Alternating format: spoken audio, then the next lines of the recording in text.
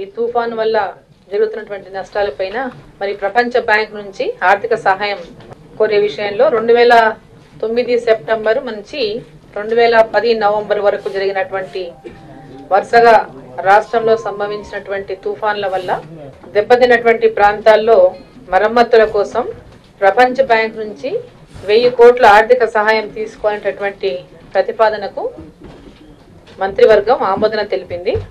దీనికి సంబంధించినటువంటి ముసాయిదాను మంత్రివర్గం ఆమోదించింది. నెక్స్ట్ ల్యాండ్ అలికేషన్స్ భూమి కేటాయింపులు.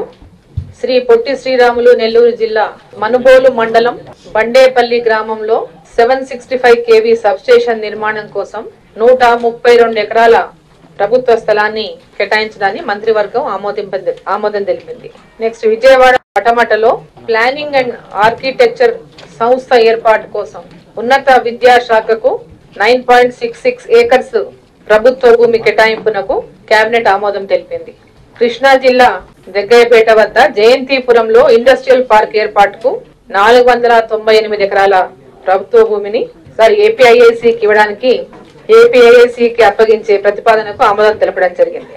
నెల్లూరు జిల్లా పెళ్లకూరు మండలం సిరిసనంబేడు గ్రామంలో ఇండస్ట్రియల్ పార్క్ ఏర్పాటుకు 170 ఎకరాల ప్రభుత్వ భూమి కేటాయింపు ప్రతిపాదనకు ఇదే జిల్లాలోని వాకాడు మండలం ఒగ్గూరులో 51 ఎకరాలు, కోట మండలం చిట్టేడు గ్రామంలో 58 ఎకరాలు పరిశోధనా సంస్థ ఏర్పాటుకు నేషనల్ ఓషన్ టెక్నాలజీ సంస్థకు ఇవ్వడానికి ప్రతిపాదనకు మంత్రివర్గం ఆమోదం తెలిపింది.